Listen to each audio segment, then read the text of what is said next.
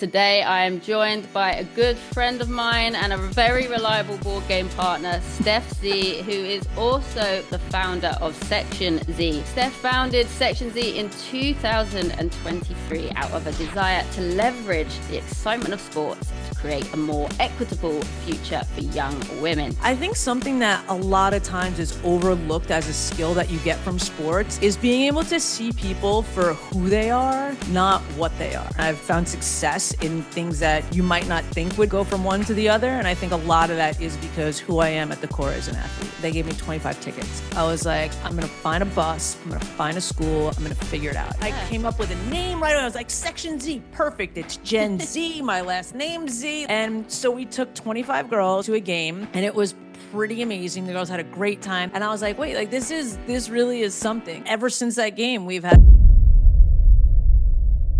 Hello and welcome to the latest episode of My Kind of People. Today I am joined by a good friend of mine and a very reliable board game partner, Stef Z, who is also the founder of Section Z, which we'll be talking all about today. Stef founded Section Z in 2023 out of a desire to leverage the excitement of sports to create a more equitable future for young women. Stef is an absolute powerhouse with a heart of gold. I'm grateful to call her a friend, and she is definitely my kind of people. Welcome to the podcast, Stef Z. Well, not happy to be here. Love that you threw the board games in there. That was that was our bonding experience. That's how we met. It was. We take our board games very, very seriously. So yeah, thank you so much for being here. I'm really excited to talk about what you're doing, and how much it's grown in the last 2 years too. Thank you so much. Thanks for having me. Love to chat with you, Meg. Yeah. So I want to dive in first with you, if that's okay. I wanted to talk about when did your love for sport first begin? Like, do you remember a moment or experience where it sparked the passion? I think, obviously as a young kid, I remember playing on a soccer team, and soccer isn't really one of the sports that I continued to play, but I feel like as a kid, it's like the easy sport to get into. There's not as much cost for a lot of other sports. Like you need a pair of cleats and you show up, you know what I mean? Yeah. And I remember, I think it was called what was it called? It wasn't YMCA. I'm just saying YMCA because that's coming to me. It was no, it was MCDYA. That's what it was. I think it was Middle Country District, whatever. I grew up on Long Island in New York. That's a big name, to be fair. Yeah. I grew up playing soccer, and then very quickly I shifted into softball, which became one of my sports. Like the sport that I played throughout high school, was supposed to potentially play in college. I got hurt my senior year, so I stopped playing. But I still sometimes as an adult played on arc ball leagues and stuff like that. So I think sports as a kid was very in my world, and not only playing sports, but fanship. I remember at a very young age, I'm a diehard New York Jets fan. And number one, if someone's actually leading with their Jets fan, two things about them right off the bat. They're not a sore loser, and they're very loyal because we are not a good American football team, but I grew up, I remember my dad took me to some of the practices. They were at Hofstra University, Richard Todd days. So it was this whole playing sports and watching sports, I feel like as a whole kind of really was a place where I felt like I most belonged, to be honest. I made most of my friends through sports. Some friends now, 2 weeks ago, I was literally in Florida celebrating a high school friend's 50th birthday, and we met playing softball. You know what I mean? In high school. Amazing. So it's I feel like the bonds that you get through sports, and I feel like all the things sports provide has kept me in. But yeah, I think it was MCDYA I remember a yellow jersey was what I had. There's a picture that I see in my head of me and my little knee pads. I love that. And first of all, I relate with the New York Jets. As a Green Bay Packers fan, I can always say that we're not in it for the fashion. Oh, green wow. and So yellow we and both had cheese head. Aaron Rodgers. Well, that's a whole nother podcast. Yeah. But yeah, we both had a little bit of that pain. Yeah, absolutely. It's certainly we're not in it for the fashion. I can tell you that. But I love the journey and the progression and how you got into it. And what would you say, the transferable skills you've learned that you've taken with you? Everything on who I am. Really. I think that, to narrow it down, I feel like the teamwork, number one, how to be dropped into any situation. I feel like there's a processing time of like, I feel like I'm a quick processor of information. And I Mm. feel like that comes from sports, right? Like I used to play shortstop in softball. Like you get the ball, where do you go? First or third? You got to know what's going on. You have to have this like peripheral sense of the world and like what's happening at all times and what to do with things. I feel like that's a huge skill. I mean, I think teamwork, obviously, it's like you have to learn how to work with others. I think something that a lot of times is overlooked as a skill that you get from sports is being able to see people for who they are, not what they are. And I feel like there's a lot of deep acceptance that comes from being an athlete and being on a team. It's like when I was playing shortstop, like it didn't matter who the person on third base, I mean, on the first or third, whatever, was catching the ball. If they caught the ball, they were awesome in my eyes. Didn't matter where they came from, didn't matter, a lot of their beliefs, like stuff like that. Like I feel like it's an equalizer in a way of like caring about people and accepting people that like isn't really talked about. But I feel like it's helped me not judge people. It's helped me, be open to people that might have a different view of the world than me and be like, okay, cool. Like, why do you think that? Like, just be more open to people, which I think has helped me in the different careers that I've pivoted from. I think that the discipline, the hard work, and we say that, but it's interesting because I feel like a lot of times the discipline, the hard work is showing up, right? A lot of times when you're an athlete, all you have to do is show up. And then the coaches have, the drills, you have to run, they have to do stuff. So it's kind of hard. Like when your days as an athlete are over, you show up or you're like, now I got to figure out what to do. You know what I mean? So Yeah. it's like the discipline one is an interesting one for me. I think being coachable, like I live in a world where I like to ask a lot of questions. I'm not scared to say I don't know. I'm not scared to say it's my fault. And I think all of those things are transferable skills that I learned from being on a team and me being like, oh man, my bad. And somebody else on my team being like, no worries, Steph, we'll get it next time. You know what I mean? Like that whole camaraderie, I guess, from being on a team, like if you're open to it, I think helps you in a lot of different ways. I think math, like again, Yeah. in my mind, like life to me is math and Tetris, right? It's like there's all like steps to a solution and it's all got to fit. And I feel like that systematic thing, being an athlete kind of helps you like, okay, this is step one, this is step two. It's a very like interesting way to think about things. And I think that that's really helped shape who I am.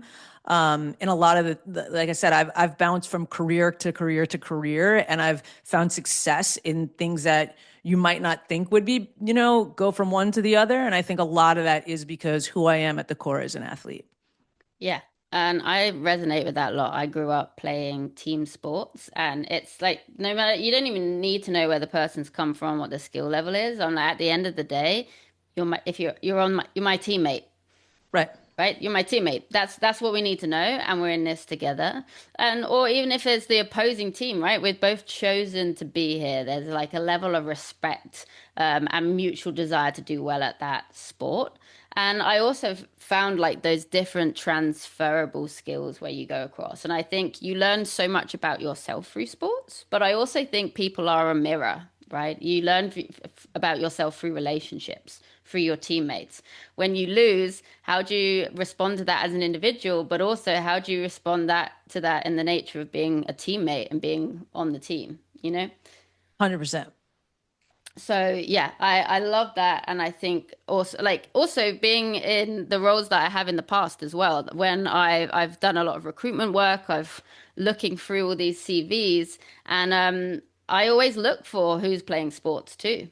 You know, Same, I appreciate 100%. people can say, "Oh, that's a bias." Like I'm not excluding anyone who hasn't, but as soon as I see sports on there and these things that they've done in their extracurricular time, that tells me so much more and gives me a whole other idea of skill sets just beyond the exact criteria that they fit for that job.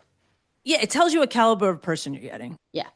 And I 100% agree. And I do the same thing. Like as a business owner, like when I look at resumes to hire people, I'm like, cool. Like I know that I'm getting at least a certain baseline. And sometimes to me, that's actually even more important than getting the like high level degree because it's like, I don't know. Like I feel like, and this is a lot of the reasons also why like Section Z and where the direction we're moving in with Section Z. But I feel like, you know, the way that the school systems work, and they're amazing school systems, and I applaud them and I applaud teachers because like working with lots of schools and learning what these teachers and what these people do for these kids and the red tape that they have to go through, they're amazing people. And I also think our school systems is set up in a way where we teach specific information to pass a specific test, to get it into a specific college, to get a specific job.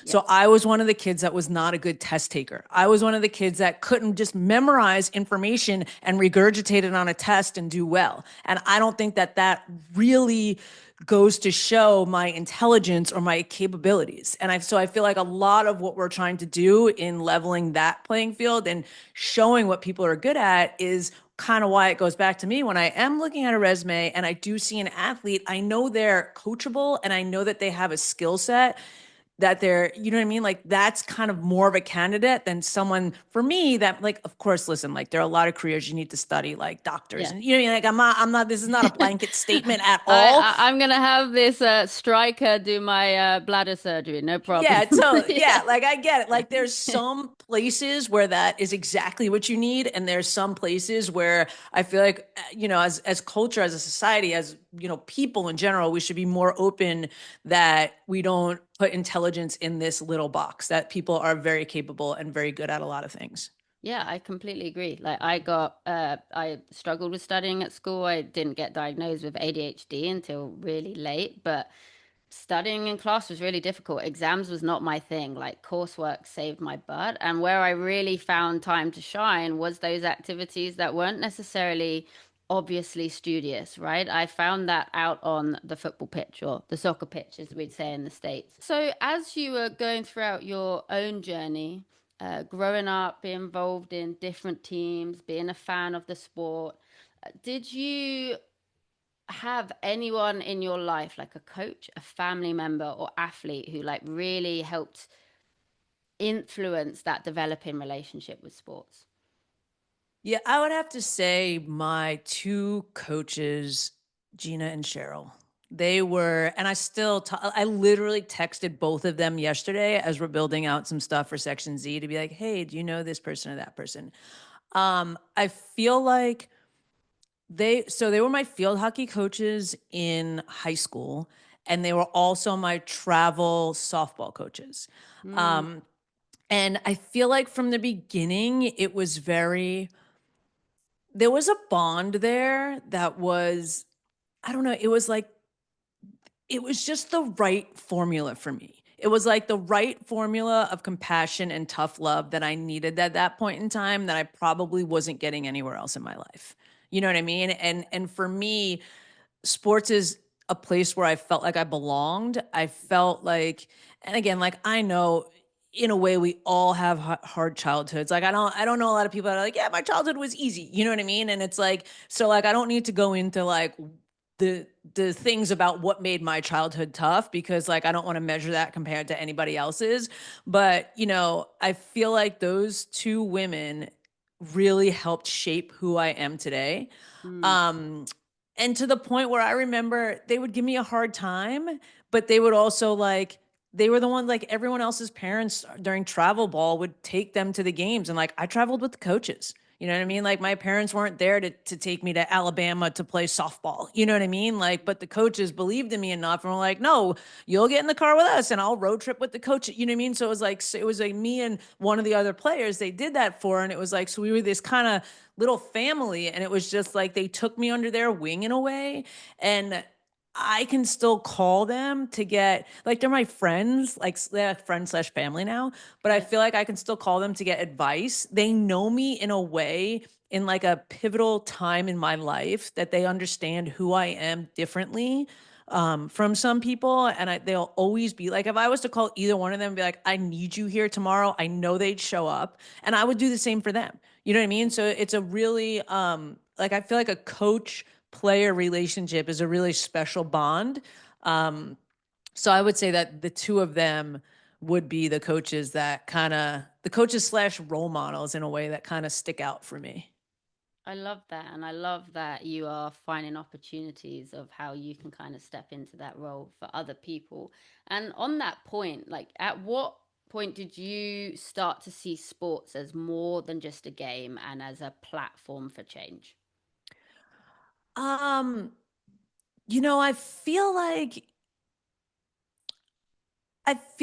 it was probably when the equal pay thing started with the women's soccer. Yeah. That was probably where subconsciously it started, in my head. At that point in time, did I think that I wanted to be a part of it or that I had any business being a part of it? No. You know what I mean? But I feel like that was like, oh, wow, this is interesting. Like, this is a movement. And I used to work as a host, and I actually got to interview a couple of the women after the 2019 win. So that was pretty interesting to like see them up close, to be like, oh, they're people, you know what I mean? Like to Yeah. understand this. And again, like the name that comes to mind is like a Megan Rapinoe or someone, you know what I mean? And I know that she wasn't, the only one, but I feel like in a lot of ways she was maybe the loudest, and not in the way of being like loud and annoying, but the way of being like, no, I'm gonna put it on the line for this. Yeah. And I just remember like it made me want to know these women more. It made me want to follow these women. And it made me want to be like a part of doing something that is bigger than just the sport. And like, it's funny, like, because that's like, I don't know if you know this or not, but like our slogan for Section Z is it's more than a ticket. Oh, Yeah. So it's literally like it comes full circle to like, it's more than the game. There's more happening here. There's more to sports. You know what I mean? So I think that a lot of it resonates from that. And then I think, you know, one of the things that sticks with me and kind of did more so like as we do more with Section Z, and like I don't know if you want me to wait till we talk about this, but like as we do more no, with go for it. Section Z, there's just a lot of information out there that I feel like is misleading is a strong word and a negative word, so I don't want to say that, but some of the things that get me going, I guess, is there's this well-worn stat that most people say that 94% of women in the C-suite were athletes. And like, yes, it is a fact, but they asked women that were already in the C-suite, right? So it's more of a correlation. So Yeah. I'm sure those women probably, if I had to guess, grew up in a house with a garage. They might have ridden a horse. They might have taken a dance class, right? They had Yeah. access and to some degree. And I'm not saying every single one. Again, nothing I say is blanket statements because I don't, you know what I mean? Like, it's not the way that I live my life. I know Yeah. there's always like the anomaly or the one that's like, Nuance. no, I Yeah. worked really hard and I got here and that's fine. And I applaud you. Yeah. But you know, we're also based in research, and we did a huge research study last year. We did the first of its kind, largest research ever done on the impact of sports on women in participation, fanship, and attending live. We interviewed close to 5,000 girls nationwide here in the States, matched it to census. And when you do that, you realize that less than 4% of women identify as C-suite or an owner, right? So it's like Yeah. there's all And this. Go ahead. just for anyone who's not sure, what is C-suite for anyone not in the know for what C? C-suite is like, chief operating officer, chief CMO, Yeah. chief executive officer, like anyone in a high level executive position at a Yeah. company. So Yeah. they're saying like, so going back to the stat, it says like 94% of women that are at these high level jobs have this thing in common that they all played sports, right?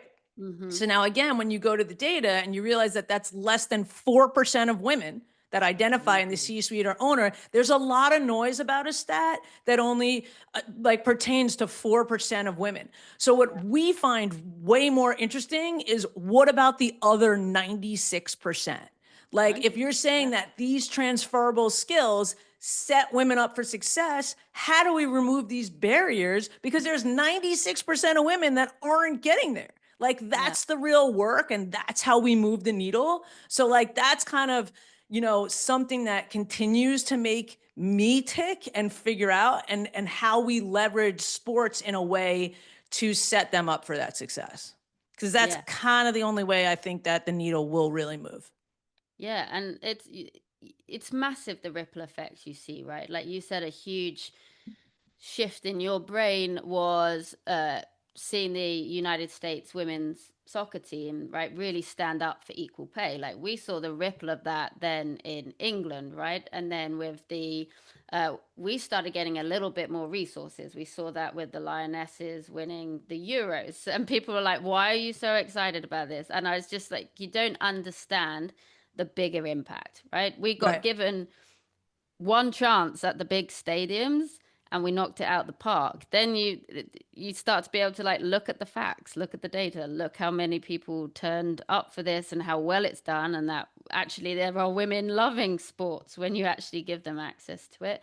And then what can be done with the resources we have all the way down to grassroots level. I feel like there is a lot of fake beliefs out here and a lot of deterrence that isn't actually true with the facts and the opportunity. So I love that you're going out of your way to actually say, like, look, we're making a lot of noise around this 4%, but we're completely ignoring the other side of that. And I really want Right. to make opportunities for this other side of that.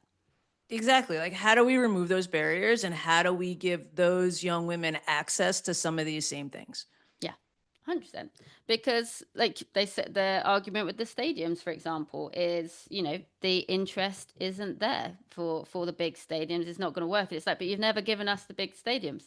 So Yeah. how you can tell that they gave us the big stadiums, we sold them out. So we're like, well, that's not true anymore, is it? Like, and then give us them again, we've sold them out again. So I think there is like a lot of fear mongering around this stuff, and it's not enough actual exploration of like, let us actually, we've shown you the research.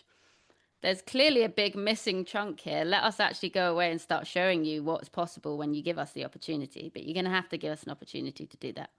Yeah. And I think that's probably true with women, period. Yeah, completely agree. Yeah. Yeah. So the inspiration started that small seed, well, small big seed with the USA women's soccer team. You started realizing your own influence and like started to think, what look at the impact they can make. What impact can I start making? I think we saw that, right? All of a sudden, you're like, oh, change was possible. It's just Yeah. a thing we all went along with, right? And I think we Yeah. saw that, and we saw this history making thing with the US women's team being like, oh, like that's actually like pretty unbelievable. It shouldn't be that what they've managed to achieve, and then other people start taking note of that, right? And then, oh, look what's happened now. The Lionesses have started taking their platform, and they've done with that, and then the ripple effect in other countries. And so you've started to then look as an individual of like, oh, what can I actually do to contribute this and make my own little stamp? So 2023 is when Section C was the inception. Can you tell us a little bit about how that has Yeah. come to be directly? So I think you're giving me a little too much credit. I think that I think that I saw everything happening with the women's soccer team and I'm Yeah. like, this is amazing. And I literally remember when Luna Bar supplemented the pay. I don't know if you know this, but there was like the discrepancy in pay and Yeah. Luna Bar. And I started buying Luna Bars like nobody's business. Still to today. Like I Good. have Luna Bars and I'm like, I want to support companies that support. So like I Yeah. feel like a lot of this, it was subconscious. Like I didn't understand the impact it was having. And I wasn't like, oh my God, they're doing something, so should I. So, but I feel like when I look back, it was like all these little like markers, like breadcrumbs along the trail of like why I care, you know? Yeah. And then I don't know if you know about this, you might, but in 2020, I was in a really bad accident. Do you know I about do this? know about this. Okay. Yeah. Yeah. So in 2020, I was in a really bad accident. Now, the long and short of it is I had a face laceration. My face was ripped open and I had a brain injury. And it was March 6th, 2020. So the rest of the world was, hunkering down for COVID. And I was in bed with a brain injury, hoping that my brain would work again, which was That's really, scary. yeah, it was messed up in a lot of different ways. And I feel lucky. And, it's interesting because a lot of people are like, oh, if you were going to get hurt, that's like the best time to get hurt. The world was all like on pause. And I'm like, actually, no, because my No. family couldn't come see me. Yeah. Like, it was a What an tough time. isolating thing to happen at the most Yeah. isolating time. Yeah, it really sucked. And it was, I feel like again, because who I am as an athlete, you just one foot in front of the other and you just go through it. And I had my days where it was really hard and I still feel really grateful. I mean, listen, the outcome could have been different. I'm really lucky to be here. And I think that whole experience got me thinking like, man, and like I've touched on, like I used to have a high-end clothing line. We sold to Saks, Neiman's, Bloomingdale's, like Warner Brothers licensed me to DC Comics. I did a high-end superhero line. Like I've done it. I was like, cool, traveled the world, did fashion for a bunch of years. Then I was a morning show host on radio. Like I've had all these quote cool, fun jobs. And like I feel like kind of this was the piece of the puzzle that put everything together that was like, wow, like none of that means anything, like, and if God forbid I would have died or not made it, you know what I mean? Like, what do I have to show for it? Like, what's my legacy and how have I made this world a better place? And that's kind of what I started feeling. And I remember talking to one of my physical therapies, like I was in physical therapy twice a week during COVID. I'd have to have people drive me. Like I have some really amazing friends that, help me through that. And I just kind of like had this, in my head, like, man, like what's the legacy? And not like in a selfish way, more so in a way of like, man, like I've done all this cool stuff, but none of it matters. So what can I build that, like, how can I take my intelligence and my relationships and the things that I've learned to build through businesses and create something that actually matters? Like that was kind of like brewing in my head. And, and again, as an avid soccer fan, I'm a season ticket holder for Angel City. And I remember going to the first game and I was Hmm. so pumped. I was like, this is awesome. I have front row season tickets. I could finally Yeah. like afford to buy them for myself, still have the season tickets. And I was sitting there with a handful of friends and I was so pumped. And then like 5 minutes into the game, about like I get this wave of sadness come over me. And I'm like, man, like, what would my life have been like if the way that women's sports is now was when I was in high school? Like, what Yeah. would the opportunity have been? I had a job in 2003 working in the action sports industry, and I kind of got kicked out of the boys club, and I was Yeah. like, all these things wouldn't have happened. What would I be doing?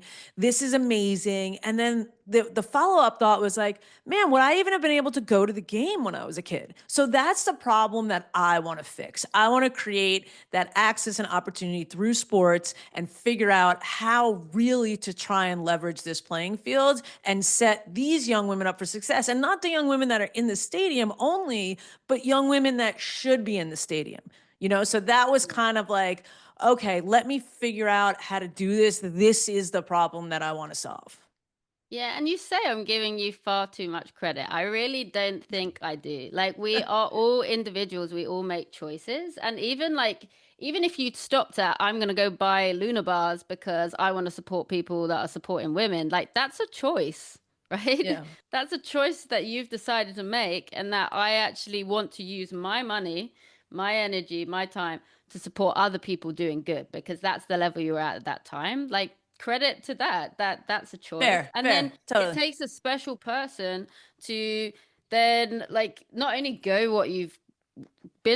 through what you've been through at, like I said, incredibly isolating time, to have such an isolating thing, but actually use that time to think, how do I want to show up in the world? I want to make things a little bit better, and how can I be that person for someone else? And I think a lot of what you've said is so relatable to so many women. I'd say like 30 plus, any women 30 plus, even like mid 20s plus or potentially a bit younger, can all relate to that idea of trying to play sports and there not being the opportunities for them. I had to go Yeah. play, if I wanted to play sports, there was zero women's team. I had to go play on the boys. And it wasn't even the boys that were too bad, right? They'd be like, don't pass to the girl. As soon as you proved yourself, they'd be like, pass to her. She's really good. It was the parents, right? Yeah.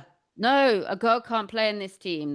She can't do that. It was the adults, right? Like she can't play. But then where could I play? There was no opportunities. And I remember having some really, again, important coach figures at school, whereas actually my male primary school teacher and my male secondary school teacher, who actually took their own free time after school, paid their own money to set up a small tournament for us Yeah. so the That's awesome. girls could play. and how grateful I was for that. That was my only way at the time of being able to play soccer, which was my sport and I grew up to do. So, credit where credit is due. That is no small thing. I know that was like a sliding doors moment for me in terms of Yeah. how I got to grow up and develop and play a sport I love and have all of these skills. Went on to university, and that was my sport at university, and made all of these friends just because one person was like, sports has had an impact on me. This person doesn't have an opportunity. I want to do something about it. So I have to say, Steph, credit where credit's due. It's no small thing. You've gone and done that. And even if you've done that for one person, that's a big Yeah. thing. But you've gone and done this on a pretty big scale now. So thank you for that. Oh, I appreciate that. So tell me a little bit about Section Z, how it started in 23. Like, tell me a little bit about that starting up process. As I say, a completely different kettle of Completely fish to what different. you're used to. So give us a little insight into that. So, so it all kind of started. It was actually after I had that like thought in my head, it was kind of like, okay, this is the problem I want to solve. And a series of events totally lined up. I wound up on a Zoom with and Julie Ehrman was the speaker. It wasn't like just me and Julie. It was like a I was going to webinar say, and as she you was the do, speaker. casual. Yeah. It just wound up there. No, I wound up on a Zoom that I got his link through a friend of mine who was part of this group. I don't even know. Okay, I'll tell you the real story. Okay, I was gonna shorten it up, but it's actually pretty crazy. Please do. So there's this group called like Summit. I think it's called like Summit Sessions or something. Anyway, a friend of mine was a part of this group, and it's for like founders and big company people. It's for like people that were at that point in time more successful than where I was. And he took Yeah. me to this event. And at that event, you met a couple people and all that kind of happened. It was like in Utah, it was like this really fun experience, right? This was in 2015 that I went to this event.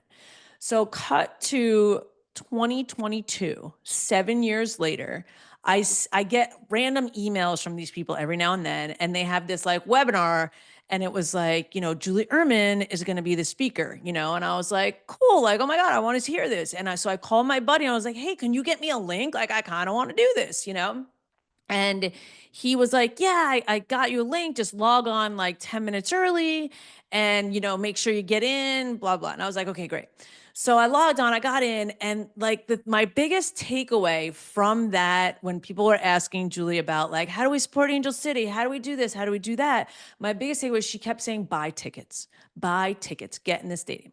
So I was like, okay, great. So after that call, I actually called up Angel City and I said, I want the biggest group tickets that you have left because it was the last game of 2022 season. Yeah. It was September in 2022. And I said, they gave me 25 tickets. And I was like, cool. I was like, I'm going to find a bus. I'm going to find a school. I'm going to figure it out. It was a whole, like, if you build it, they will come. Yeah. And it turns out at the next game, I actually ran into Julie Ehrman. And Wow. went to her and I said, hey, listen, I was like, I was really inspired by your talk. I bought 25 tickets. I'm going to bring a school to the next game. I'd love for you to come say hello. Didn't have it all figured out. Knew Yeah. I would. And Yeah. again, this is sports skills, right? Yeah, You know what exactly. I mean? Like, okay, I'm going to figure it out. So, and it turned out a friend of mine who was my physical therapist at the time that I had said these conversations to knew someone who owned a bus company. So I called him up and I was like, hey, how do I get a bus? And I have season tickets for the Chargers too. And he was like, yeah, it'll cost this, this, and this. And I knew he was a Chargers fan. And I was like, how about I trade you my season tickets for the Chargers for a bus for one day? He was like, Wow. okay, I'll do that. So I traded, like, I was like wheeling and dealing, making this stuff Yes. happen. He happened to know someone who was from Long Island, where I'm from, who was an athletic director at a school. So I was like, great, called her up. I was at the school 2 days later with this presentation that I made up that was completely just like an idea. Like, we're going to do Yeah. this. We're going to take the girls. I'm going to get them a t-shirt. Da, da, da, da, da, da. Yes, the school said. And I was like, oh my God, I'm doing this. So Yeah. then I like wrote back to Julie and I was like, hey, okay, our school will be here. And she organized, they got the girls to be like, she connected me with someone who like the girls got to go down and take a picture on the field and this whole big thing. And I like made, it was almost like it was literally like, if you build it, they will come. I Yeah. came up with a name right away. I was like, Section Z, perfect. It's Gen Z, my last name Z. Like, this is great. And I had all this messaging around it because I think the Yeah. reality was, and like kind of what I was touching on earlier, it wasn't when I saw the women's national team that I was like, oh my God, I'm going to do this. But all those things along were just like proof points of like something that had to happen. And I finally had a place to put all those Yeah. things that I've been collecting in, and it worked. And so we took 25 girls to a game, and it was pretty amazing. The girls had a great time. They got these little soccer balls, and I was like, "Wait, like this really is something." And ever since that game, we've had a section at all the Angel City games, pretty much. So it, That's it kind of worked. And incredible. like this series of events, and you talk to the people and the community people, and they're really great over there at Angel City. And their club is built in a very different way, where community is first. So I think they lead, and they've designed their programming in a way where, and I'm not saying all the other teams don't care. Like, I think they all do care, but I think it Yeah. was very good that they were a new team. They have a lot of community angle. Like, they're very focused on the community and giving back. They saw that I kind of just made something happen out of nothing. And you know what I mean? Like, it was kind of Yeah. like they were betting on me to come through, and I was betting on them to hope that they would continue to do it. So it was, and it's like I said, it's been a great partnership since. So that was like the start of Section Z. Yeah, that is amazing. Like how many things had to connect for that to work out is just, and again, it takes a special kind of person to be brave enough to be like, I'm gonna figure it out, right? I'm just gonna keep putting myself out there. I'm just gonna find a way. Like I'll give you my Chargers tickets, you know? Yeah, and again, I totally think that comes from like a weird trust that comes in athletics. Because I'll tell you something else that was really funny. I feel, and maybe I'm just a little bit crazy, but I feel like I remember when I had my clothing line, right? We had this launch party, and Saks Fifth Avenue said that they'd sponsor the launch party if Will I Am from the Black Eyed Peas played. And Will I Am's people were saying that he would play if Saks Fifth Avenue sponsored the party.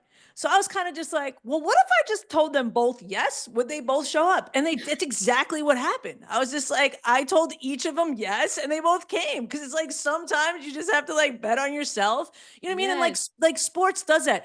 Like I feel like sports gives you the mentality when it's like two outs, two people on, you want the ball to come to you because you're confident. And to be yeah, super honest, like I'm not that confident in every aspect of my life, but in sports I am. And it's a really interesting thing because like I tend to be like, a little bit more on the emotional side and like super empathetic and all these other things. But when it comes to sports, I'm like, I can do this. And I think that all goes back to because when I was a kid, it was the one thing in my life where I felt that I was good at it. You know what I mean? And again, like I'm sure, as women, I feel like we all have a little bit of imposter syndrome just because the messaging in the world, the way the world is set up. You know what I mean? And it's like, I've done all these like things that people might think are really cool in my life, but like still to this day, the one thing like, yeah, I can play sports. I'm good at ping yeah, pong. Yeah, I can play games. I can play, you know what I mean? Like those are the yeah. things where it's like I feel confident. And this was kind of like a game to me. It was figuring it all out, getting everybody on board. But yeah, it worked. Yeah. I mean, back of the net there, it more than worked. And you've since, like you said, and I completely agree. I think Angel City have sort of been pioneering with the way they've set that club up. I was 100%. so impressed by it. I have to say, because of your generosity, I have got to be front row tickets of That's right. the You Angel came. City. Yeah, you let me go, which was incredible. And I was just so impressed by the way they've set it up, how it's been founded, the opportunities that they're trying to create, put things back into the community. So I agree. What a perfect place to start Section Z and do that. But you've Yeah. since been able to take that across to different sports, right? And Yeah. different people. So how's that been? It's been awesome. So yeah, so we from Angel City, so we have relationships with the NWSL. We've done a couple other teams in the NWSL as well, and then we also have partnership with AEG, which has we've done some WNBA games, which is really awesome. And what we do is So I guess like a day at Section Z, right? Like we'll take a WNBA game for an example. Like what we'll do is we have a bus show up for the girls, right? And it shows up, it's not just a school bus. They get like a coach bus. And sometimes these girls say like one of the most exciting things is the bus. Like people like showing up in style for them because listen, like we've also learned in research that transportation is one of the number one barriers that prevent these young people from playing sports. Wow. So taking that to the next level and making it Yeah. easy and luxurious for them is like a really fun and interesting thing to do.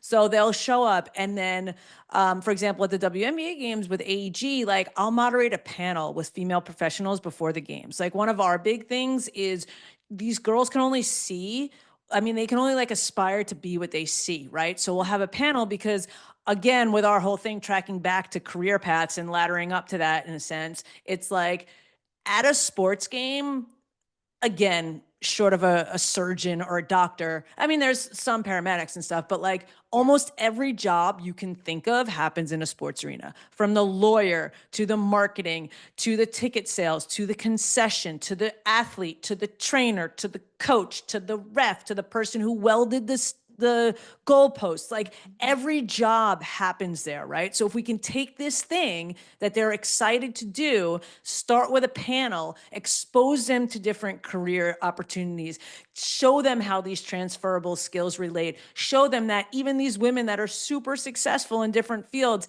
had trouble, didn't know what they wanted to do in high school, and just make that a more tangible, personal thing, as well as creating a network for these young women to reach out to these people, to connect with them on LinkedIn, to connect with them by email, to have time afterwards. So I'll moderate a panel for about 30, 45 minutes. Then these girls will have about 15, 20 minutes because a lot of times the girls don't want to like ask. And then they'll go enjoy the game. And it's this whole experience. And again, that's why we say it's more than a ticket. It's this whole experience of being exposed to whether it be, some of our panels, so that's like the WNBA. Like we also have relationships with Love, which is League One volleyball, which is professional women's volleyball. And we do a similar experience there. We've had like Olympians, like former athletes, professionals, women in the workplace, you know what I mean? Like people that contribute to the merch, like showing these young women what's possible, like what's out there, like what they can aspire to be.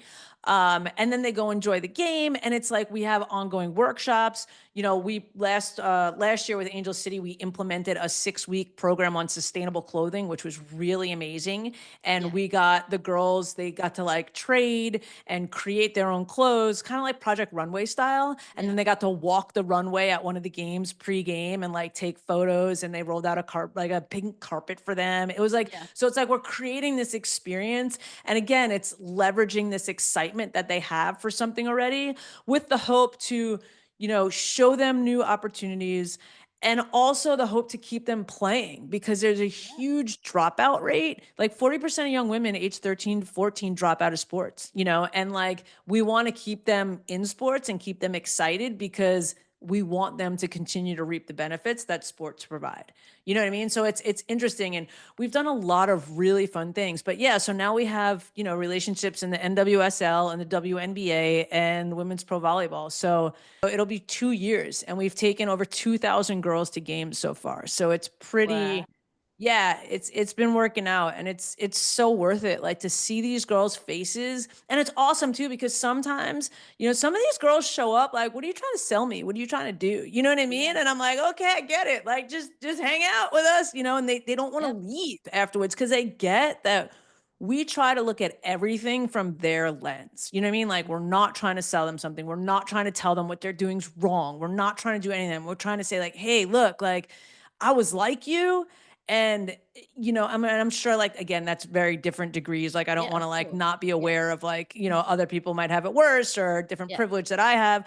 But like this was the thing that helped me and I want to show you that it can help you. Like that's kind of the bigger takeaway.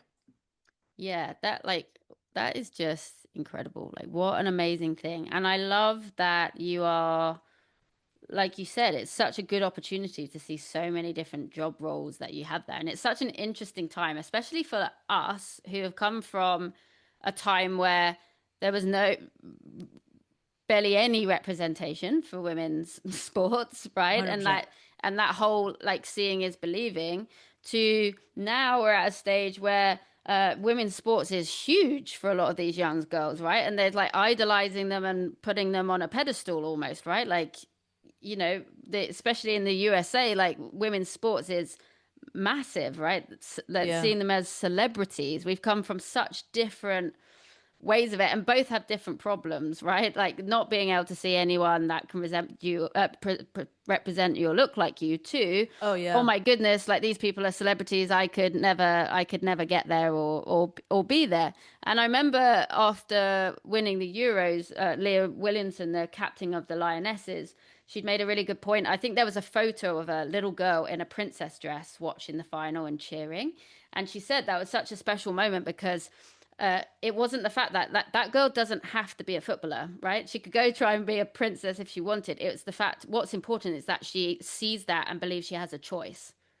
100%. I could be 100%. either or. And I think that's what's so special about the work you're doing, is that I have a choice here and there's so many different roles that I could be part of. Yeah, and it's amazing too because we've also found with research that there's a lot of like where young women fall out of sport, they also lose aspiration for STEM related careers. So Yeah. it's really interesting. Like we did a workshop with a school a couple weeks ago. We have a relationship with a woman at JPL, which is she's like an engineer at NASA. She Yeah. was the voice that landed like the Yeah. satellite on Mars. She was that voice. And it's like, it's funny, like even at that thing, I was like, I'm sitting here hanging out with an engineer from NASA. Like I Yeah. would never, you know what I mean? Like this girl who like didn't do good grade on her tests. You know what I mean? Like it was just interesting that I feel like we put intelligence in so many different boxes and we put Yeah. people in so many different boxes. And to be honest, the storytelling around women, period, is just not as much as the storytelling around men. And, trying to create that and to be a place where, young women can see that, find that, listen to that. That's kind of like, again, what we need to show these women. Like they can't, like it's simple, like they can't aspire to be it if they've never seen it, like.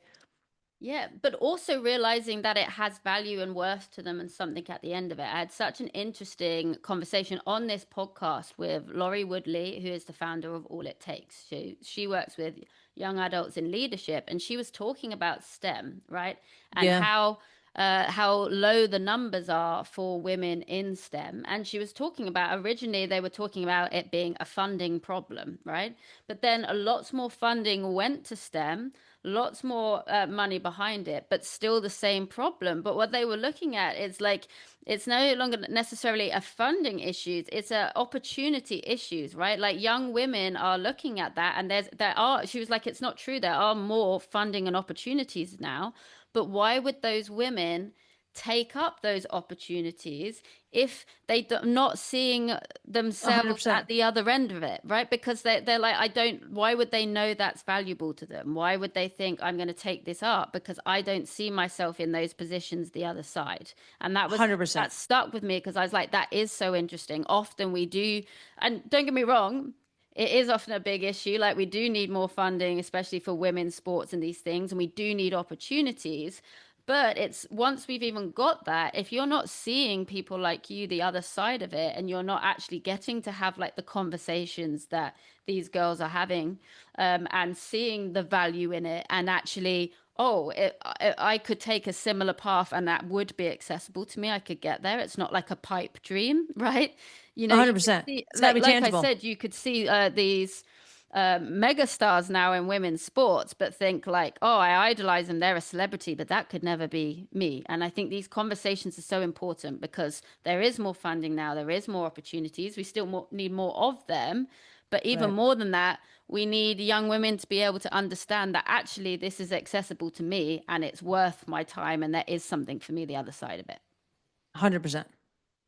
And so I love that you also not only with the sports link, but you got to have that link through STEM as well. I think that's 100%. And that's, a little bit of a shameless plug. We are launching a podcast called It's Because of Sports. So I've started recording a couple episodes and it's literally all roads lead back to the transferable skills of an athlete and like the journey of the athlete and different career opportunities that are available to young women just as a place again to like have these like another resource for these young women. I love that. And I'm glad you plugged away. And I'll make sure we have a plug at the end as well. And we're going to put Yeah. that in the show notes because I'm personally so excited to listen to that. Yeah, And it's awesome. it's so, so needed. So, how has this all felt for you? Because, like you said, it Mm. started when 2020 you had that accident and really starting to realize, what's my legacy? I've done all of this amazing stuff. And yet, um like I've not got that feeling, that big sense of purpose of like what's the bigger meaning of all of this thing. And then you've flash forward a few, like not long after, a few years later, you've had that first experience. You've kind of just figured it out and created this Section Z. How did that feel, that first game? You've pulled it off, you've taken these kids, and now it's grown into what it was. What did that feel like to make you think, right, this is it. I've found a sense of purpose Oof. here. That's a tough one for me. Again, probably going back to like the imposter syndrome. Like, I mean, it feels amazing. And, we have a post-game survey. And sometimes when I read the things that these girls say, it's just like, wow, like really having intentional impact is really important. And it makes me like feel good. But in the same sense, like where I want this to go, Yeah. we still have a lot of work to do. And again, that's probably the athlete mentality in me as well. But, some of the things that we're working on now, I think will allow us to scale this experience in a way quicker Yeah. and more accessible to everybody. So, it's like there's always like the next, like, how do we do the next thing? Like obviously, like the big goal is like, I want a Section Z at every stadium. I feel like there are girls that live a mile from the stadium that never get to go. Like, that's That's shitty. so sad. Yeah, Like I'm not, constant. that doesn't work for me. We've got the Olympics coming to LA in 2028. So I'm Yeah. hoping to figure out how to have like a pretty large presence there of Section Z.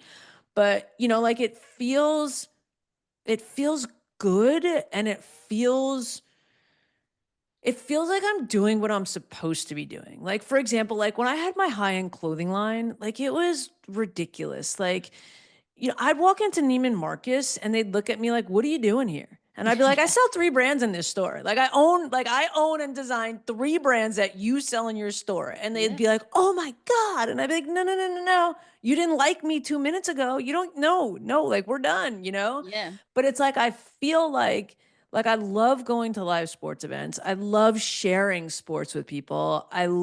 Do believe that who I am is because of sports and athletics. So it feels very like a natural extension of who I am. You know what I mean? It's like even when I got kicked out of the boys club in 2003 when I was working action sports, it was like I was like, "Okay, cool." Like I got kicked out and I'm like, "Let me go figure out how to build a brand over here with my clothing line. Now let me go figure out how to be relatable here being on radio." I also own a decorating company here in Los Angeles, which is like hilarious. We do like holiday lights and stuff, but it works and it runs itself and Yeah. it's awesome.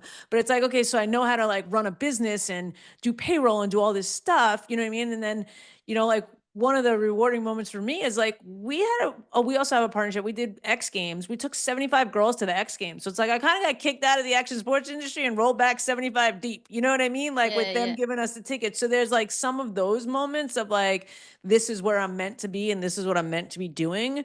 But I think that's I don't know that I've totally just had the feeling of like, well, I'm really proud of myself. This is great. You know what I mean? Because Yeah. like who I am is like I want to be doing more and I see the end goal and I see the vision.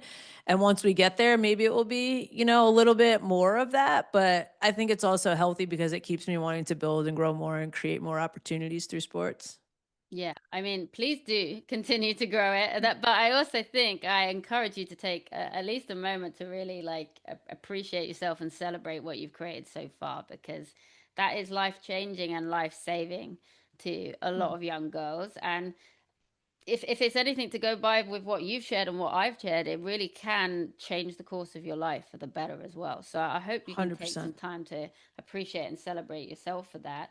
And it's remarkable, really, like what you've created. And also like with people misunderestimating you the whole way through. And we talked before about, like it, especially women often having imposter syndrome and Hmm. about what you're doing. Do you feel like maybe you were able to have that extra bit of bravery because of previous experiences of being like underestimated, right? That idea of going into these clothing stores, people just completely writing you off straight away and dismissing you and thinking like just a very quiet, calm presence of like, no, no, I'll show you.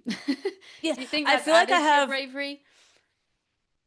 I don't know if it's, I mean, potentially, I wouldn't say it's my bravery. I mean, maybe again, I'm selling myself short, but I feel like it has added to my drive. Yeah, You know what I mean? Like, I feel like I still feel like there's a lot of people that I've come into contact with and either pitched Section Z to or told them about it. And they're like, wait, what? Or like, we have something like that. Wait, what? That? And I'm just like, okay, cool. Like, see you later. Like, as we continue to build it's just, and it's not like, listen, I don't like a win for me isn't going to be able to be all these people. Like, I told you so, you should have got on yeah, board. A win for me is that girls everywhere have access to some of the resources that we're creating. Do you know what I mean? Like, that's yeah, the win, right? And that's yeah, kind of like the too bad you missed out. You know what I mean? And there will be people. And listen, like a lot of people that we talk to get on board because there's really no reason not to. But you know what I mean? Like, I think that keeps me going. That feeling that I have to prove myself. And I think also, it exists everywhere, and it exists in women's sports too. As I feel like there's this sense of like almost musical chairs, right? It's like when the music stops, someone's going to steal your seat. And or like like people are like, I have a seat at the table, I don't want to listen to you or let you in because then I'm going to lose my seat. And I'm like, hey man, why don't we just build the bigger table? Like, why don't yeah, we just like get more chairs? Because there's a lot of people doing a lot of cool things. I feel like some of them are competing with each other, and like joining forces would be really cool because that's the ultimate win, right? And I come from a place of the ultimate win is, instead of taking 2,000 girls, I want to take 1,000,000 girls. I want yeah. to, build out the platforms and the things that we're working on so that all girls have access to it at all times and feel part of this community that we're building. Like, that's my win. Yeah, I absolutely love that and completely agree. Build a bigger table. I am here for that. So, you've talked a little bit about your future goals and aspirations, right? Just, yeah, building that bigger table, increasing the numbers. Hopefully, there's a big opportunity with the Olympics coming to Los Angeles. Are there any like upcoming projects right now that you're excited about that are coming up for Section Z? I mean, listen, like I said, we have a standing section at every Angel City game. So, and we're working on a deeper relationship with them to be more involved with the community and to lead some programming with them. So that's super exciting. That will be going into the fourth year of partnership with them. So that's amazing. We are working on some things that I don't think I'm allowed to talk about yet, That's but okay. we should, Tease the people. yeah, beginning of next school year in the fall, we'll be having some pretty big announcements. So that's really interesting. But yeah, I feel like most of it, because it's the seasons, right? So it's Yeah. the NWSL and the start of WNBA. So we'll do some WNBA games as well. But the podcast, like I said, is really exciting because it's allowing me to talk to women.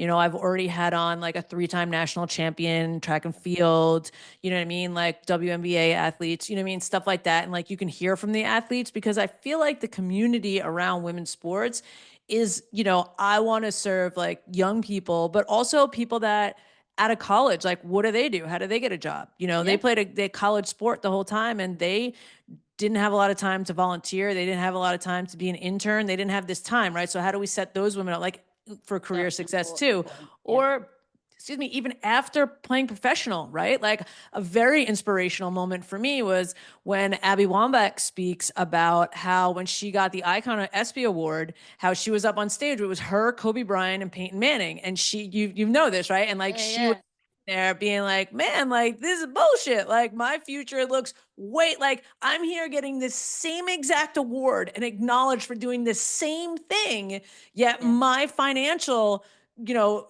career looks very different. And I got to figure out how to pay my mortgage next month. Yeah. You know what I mean? Like, how do we help those women too? Like, how do we have this community for everyone and this like networking opportunity to figure this all out? Like, that's kind of, the gist of what we're building. And I think it's very exciting. And it allows, and this is the thing too. I feel like I come from being a business person, like I'm an entrepreneur at heart, you know? Yeah. And I think that the difference for Section Z and this was that I wasn't a professional athlete.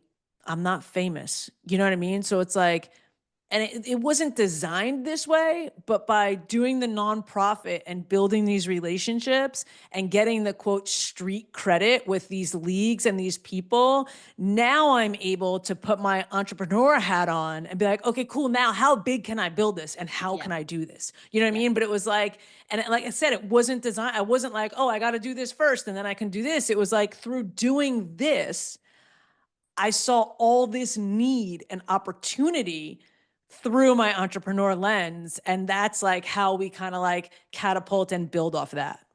Yeah, it's just like when you look at your journey as a whole, it really does kind of feel and seem destined, really. Like all these just different parts that have come together to get that final product. And I'm so excited for how this continues to build. There's a need for it. There's so much opportunity for it, possibility for it.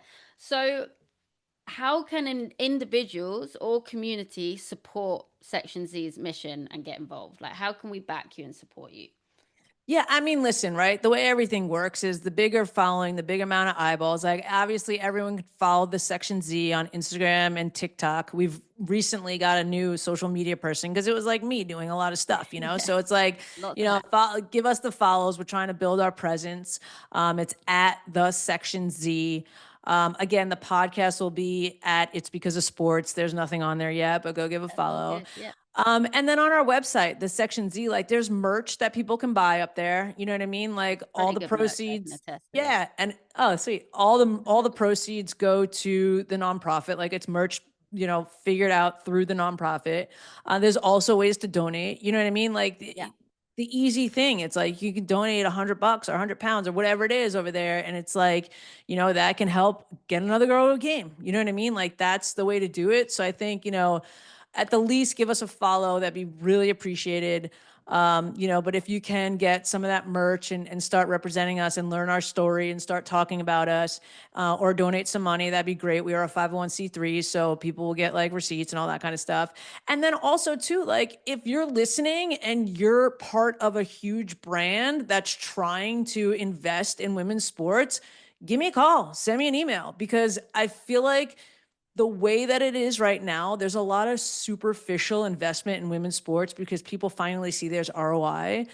But what we're building and the partnerships that we're getting are people that actually want to make a difference. And I'm not saying like all the money's good money in women's sports. Yeah, Like of I'm course. again, Yeah. no blanket statement, but Mhm. like what we want to build and the campaigns that we're building and the messaging and the opportunities that we're creating for these young women, those are the types of brands that we want to be part of our network. And we want, you know what I mean? Like we don't want Yeah. just someone who doesn't really have authentic alignment with us. We want to Yeah. like align with brands that really want to see this change. And there's a lot of brands that say they want to see this change. So I feel like my phone should be ringing off the hook.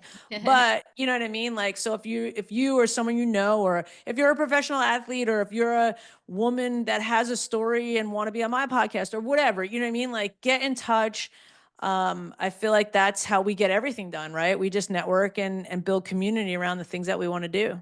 Yeah, and let's keep lifting each other up. So 100%, 100%. everything you mentioned there, I'm gonna put in the episode description, right? The show notes. So you'll have the link to all the social media, link to the website, and we'll also have the link to the podcast when that is set up as well. Awesome. Yeah, we gotta keep backing this, and get more young women to not only to the games, but like you say, it's more than just a ticket, experiencing everything around it as well.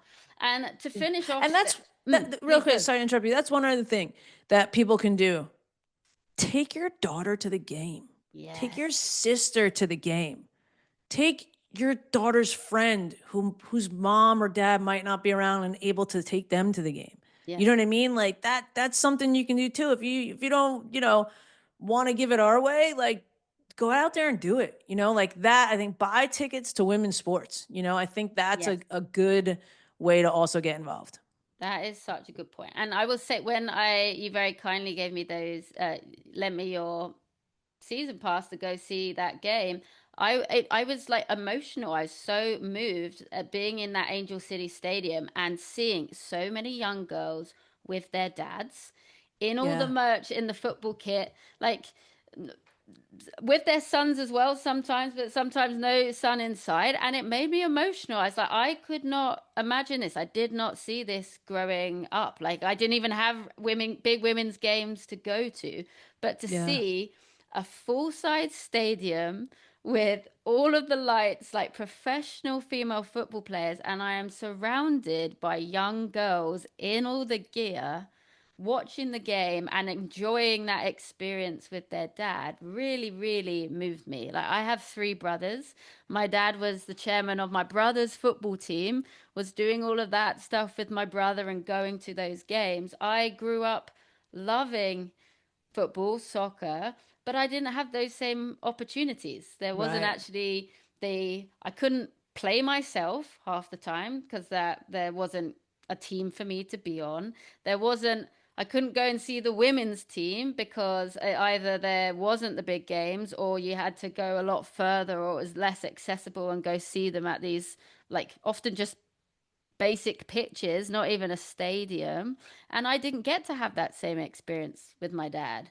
So to not only see that there's not only the opportunity for them to do that, but actually seeing dads take up the opportunity and take their girls to those games, that to me, the joy I experienced on their behalf, like that felt, even though it wasn't, I felt that felt like winning twice, A basically. 100%. Yeah, 100%.